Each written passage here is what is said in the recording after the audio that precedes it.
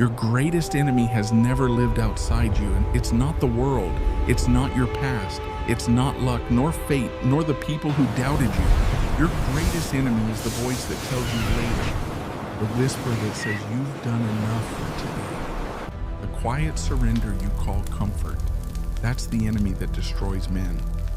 Not in one great battle, but slowly, quietly, every single day. Discipline isn't about perfection. It's about resistance, the refusal to be ruled by impulse. It's the ability to do what must be done, even when every part of you wants to stop. It's the bridge between who you are and who you could be. And that bridge is built one choice at a time. Every morning you wake up with a war inside you. On one side is the man of comfort, the one who wants warmth, sleep, and ease. On the other side is the man of purpose, the one who wants progress, strength, and mastery. Every decision you make decides which man you feed. You say you want success, you say you want peace, but your actions tell the truth. You skip the workout, you scroll instead of study, you sleep through the sunrise that was meant to change your life. You call it fatigue, you call it burnout, but what it really is surrender. Discipline is not natural. It's not some gift the strong are born with. It's forged through repetition, through pain, through the relentless refusal to give in. You build it the way a blacksmith builds steel, through pressure and fire. And think of the men who built empires, who shaped history, who stood alone when the world laughed. They weren't the smartest, they weren't the luckiest, they were the ones who stayed when everyone else left. They showed up, tired, broken, doubted, but they showed up. That's discipline. It's not loud, it's not glamorous, it's not something you can post for praise. It's quiet, relentless, ruthless. It's the sound of boots hitting the ground at dawn when no one's watching. Your enemy hates that sound. Because every time you act despite not wanting to, you kill a part of that weakness inside you.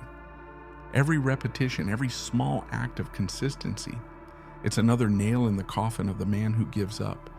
But discipline isn't just about action. It's about awareness. It's about recognizing the lies your mind tells you. Tomorrow will be better. I'll start when I'm ready. I just need motivation. You don't need motivation. You need order. Motivation is a spark. Discipline is the fire that never dies. The moment you stop chasing feelings and start honoring commitments, you separate yourself from 99% of men, because most men live as slaves to emotion. They work when they feel inspired. They train when they feel strong. They love when they feel appreciated. But a disciplined man moves regardless of how he feels. He trains when he's tired. He works when he's uninspired. He shows up because his word matters more than his mood. That's strength, that's power, that's freedom. And freedom is the paradox of discipline. The more rules you set for yourself, the freer you become. When you master your schedule, your habits, your reactions, you no longer serve chaos. You command it. Your greatest enemy will try to convince you otherwise.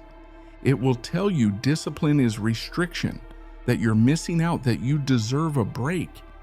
But that's the same voice that's kept you average, unfocused, lost.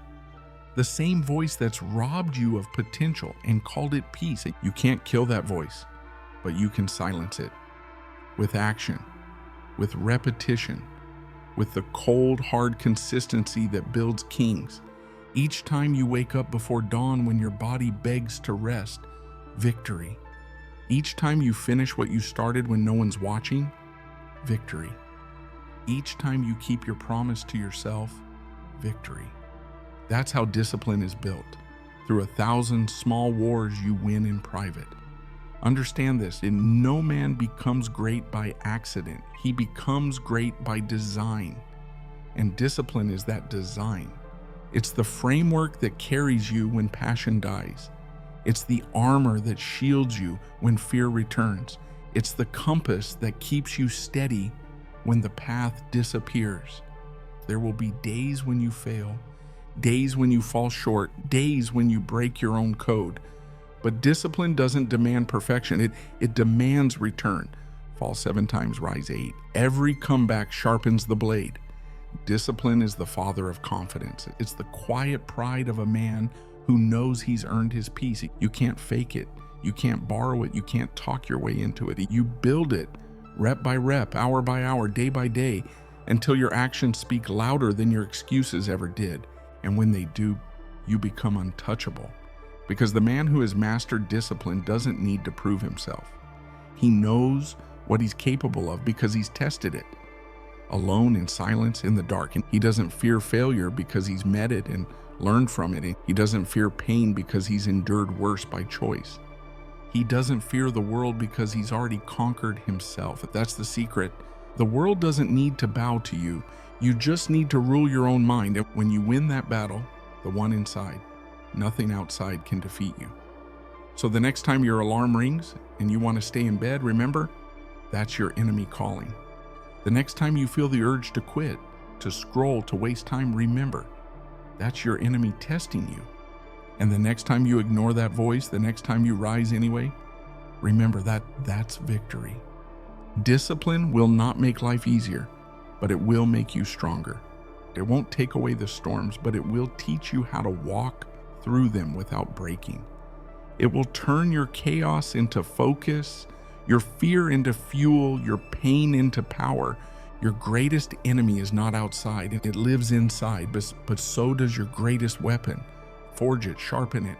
And when the world tries to shake you, stand tall and whisper, I've already fought worse within.